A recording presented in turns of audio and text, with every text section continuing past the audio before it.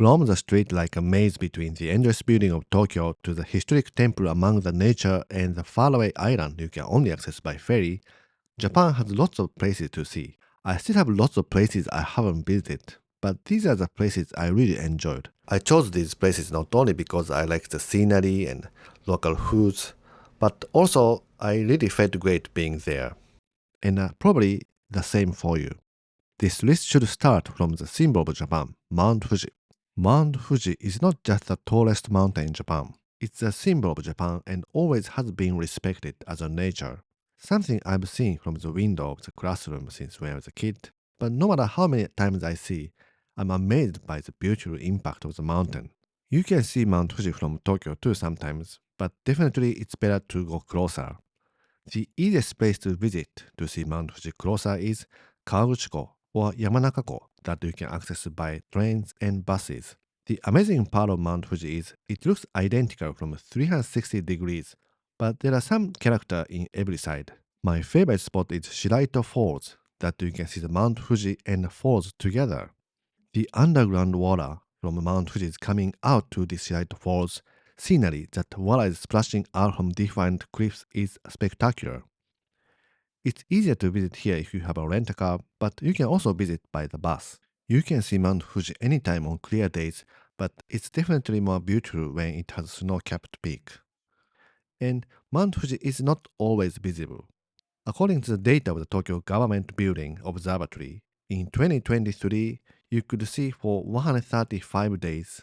In 2024, you could see 115 days out of 365 days of the year. And from the Fuji City's City Hall, which is on the other side of the Mount Fuji from Tokyo, they could see the full picture of the Mount Fuji for 150 days. According to this Fuji City's data, you can see Mount Fuji more clearly in winter days, especially in December and January. In August, you only could see for 4 days. If you like to make sure to see Mount Fuji, and if you are staying in Tokyo for a few days, you may want to make a day trip on a clear day. And the next spot is Japan's Northern Alps. The area around Japan's Northern Alps is full of nature that you can heal yourself and also enjoy some tradition and foods. The top spots of this area is Alpine Route and Kamikochi that you can get close to the mountain. As I like to take it easy and do things without too many crowds, I visit Hakuba's Happone mountain after ski season. On the green season, I could enjoy hiking seeing mountains of Northern Alps. It's easy to get there by lift, but if you like to enjoy the dynamic views, I recommend bringing durable shoes. It's a bit of a hike, but it's worth it to reach to the mirror lake that perfectly reflects the Hakuba's mountains. Japan Alpine Route and Kamikochi opened in late April, and for summer hiking, usually after June, after the snow on the ground melts. For Hakuba, the ski season continues to early May, and you can enjoy summer hiking in the early summer through fall season. Next one is Kyoto. I'm always overwhelmed by the number of people in Kyoto station when I get off Shinkansen, but once I stay away from the major spots or stations, I can easily find serene places. I can hear the water and smell the incense. Kyoto is a place you feel the sophisticated and mature city version of Japanese tradition. The recent overtourism is definitely something I need to consider how to travel, but by adding some off the beaten path and visiting top spots in quiet time, I could still enjoy the time in Kyoto. It's amazing no matter how many times I visit Kyoto, there are still lots of temples and shrines I've never visited. I don't visit many shrines and temples anymore, but strolling around the quiet streets, finding one or two unknown temples and photogenic spots are fun things to do in Kyoto. The city is beautiful any season from cherry blossom season in early April to summer with fresh green and autumn leaves. Akita and Aomori are two different regions in northern Tohoku. The area known for the deep snow in winter and unique culture was developed in each region. There are some famous hot springs that you can experience onsen culture. I visited Newto Hot Springs last winter, and the hot water in deep snow and mountain cuisine in the Japanese style inn is something exceptional and can't be more than Japan than this. This ryokan was mostly mountain foods, but Aomori is also known for the amazing seafoods. Across the region had some issue with bears last year, and we still don't know what it will be like this year. You might want to avoid walking in the mountain and stick to the sightseeing spots or the hot spring inn that you are staying in. The region has many infamous local train lines, so it might be also a good idea just to enjoy the scenery from the trains. This is one of the world's most snowy area, so if you like to see snow, it's a great place to visit in winter time. But summer is also hard to avoid, as the nature in this cold Tohoku area in summer is very beautiful and shining in green and blue. Nagasaki, located in the west edge of Kyushu Island, as a place atomic bomb was used, it's well known as a place to memorialize the peace. But Nagasaki is also known for its rich culture.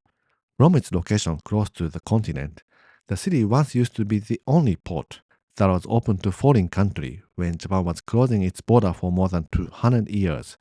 It gives the city unique vibes with tasty local foods. I was very tempted to the city with lots of hills, and I went up to find some great view spots. Inasayama is famous for the view, but if you want to avoid the crowd of the ropeway, there are some hills you can go up on foot, such as Nabekan Muriyama Park. And also a tea house I found was a great place to enjoy garden and the view of the hill together. It's really a fun city to explore by taking the Q tram and stroll around. This is a city you can enjoy sightseeing anytime around the year. And the next one is Hagi in Yamaguchi Prefecture. This southern region that is facing Sea of Japan side is still one of the unseen, unbeaten track of Japan. Hagi is a coastal town developed by the beautiful coast surrounded by mountains. I was very amazed by how beautiful the nature is there and how these old towns are still left. I had a chance to talk with one of the monks in the temple, and he was saying it's a little too strict to keep the environment and young people are leaving the town. But in my opinion, this is the most well-preserved old town in Japan. If you go by train, I recommend you to walk from Tamae Station towards Hagi Castle, because you probably feel like you time slip into the old Japan as you get closer to the old town. The best time to visit is definitely spring to early summer. On sunny days, the coastal scenery of this Hagi and surrounding area can look amazing.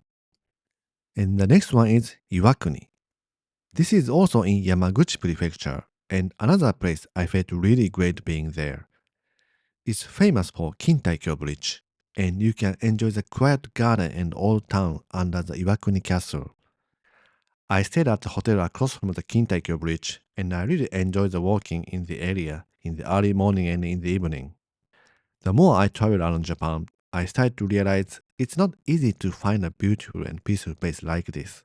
Many travelers might come from Hiroshima City or Miyajima for a day trip, but in that case, I recommend you to come early to enjoy the early morning fresh air of Iwakuni. Seto Inland Sea is the inner sea between two islands of Japan, and there are lots of small islands in between that creates breathtaking coastal scenery. Probably the most popular island is Miyajima, that you can visit with a short ride on a ferry. This is a top spot and very busy in daytime, but definitely worth visiting. If you are willing to do some light hiking, I recommend you to go up to Mount Misen that you can overlook the islands of Seto Inland Sea. This area is called Setouchi, and it's quite a big area that probably takes a few days to a week to even if you see only a major spot quickly. Every island has access from different ports on the main island side, so it's quite difficult to plan the trip. So I took the cruise that you can get off on the way. There are numerous characteristic islands and cities such as Onomichi, so you can make your own plan and a route to explore by bike or ferry. I tried to be on bike from Seto to Onomichi, but definitely it's not for someone who are not used to it. If you like to be on the bike or if you are used to it, it's a great option. But I really enjoy stop at the coffee shop and the beautiful coastal scenery. Hopping island by ferry and find aesthetic coffee shop or see sunset sitting by a quiet port will be definitely become a great memory. And the next place is Nara. Nara is an old capital city that you can arrive in less than 1 hour either from Kyoto or Osaka. Nara city is a compact area that are walkable from stations, and you can explore temples and shrines, including Great Buddha of Nara and Nara Park that you can see deers, which are considered to be the messenger of the god. The only thing is the iconic pagoda of Kofukuji Temple is under maintenance. Unfortunately, you cannot see it for a few more years. Nara is a place everyone visits for a day trip from Osaka or Kyoto, so it can be very busy in daytime, but can be very quiet like another world in the morning and evening time. If you like to enjoy Nara City deeply, I recommend you to get a hotel room in Nara City. I stayed at the hotel near the station and it was a fun experience, as you can find dining places and coffee shops around the hotel, and also just a few minutes walk to the World Heritage Site. If you take a stroll, you might be able to find yourself in the World Heritage Site by yourself. Strolling around the Nara Park in the morning mist with lots of deers was spectacular, like I'm seeing a dream. Something good to know about Nara is Nara City that you see deer is located in the north edge of Nara Prefecture. Nara Prefecture has a lot more to see, and it's a must if you like to see more off the beaten path. In central Nara, there are beautiful and quiet Muroji Temple, Hasedera Temple, and a little more south has great spots to visit such as Asuka and Yoshino. Now let's get back closer to Tokyo. Izu is a peninsula that are about 2 to 3 hours train ride from Tokyo, and you can visit by train along the east coast of the peninsula. If you're on train, you'll see really every valley between small capes has a fishing port, and you see beautiful coastal scenery between tunnel and tunnel. Izu Kogen area has a Jogasaki where I can go very close to the ocean and see dynamic cliff. Also, Omuroyama, that is a bold mountain which has a unique scenery made after a former volcano. On sunny days, you can see Mount Fuji and also see the coastal scenery that looks like a sunk under the forest. A little more further, there is a town of Atagawa that are known for hot springs. You see the steaming coming out right in front of the station. It's fascinating to see the hot springs flowing into the river of this steep hill and meet the ocean right away. As you go down to the south, you see every town has different charm and beautiful beaches. If you come to Japan too early for cherry blossom, which starts in the end of March, it might be a good idea for you to visit Kawazu, known for Kawazu cherry blossoms that fully bloom in early March. And the next one is Kamakura.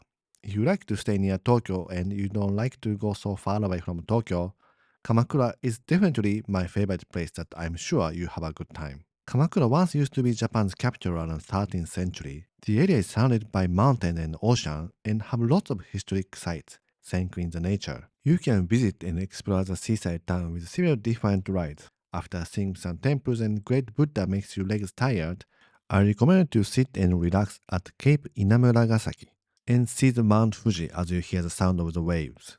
Kamakura has a lot to offer, and I already made 4 videos covering Kamakura, but every video is talking about different places.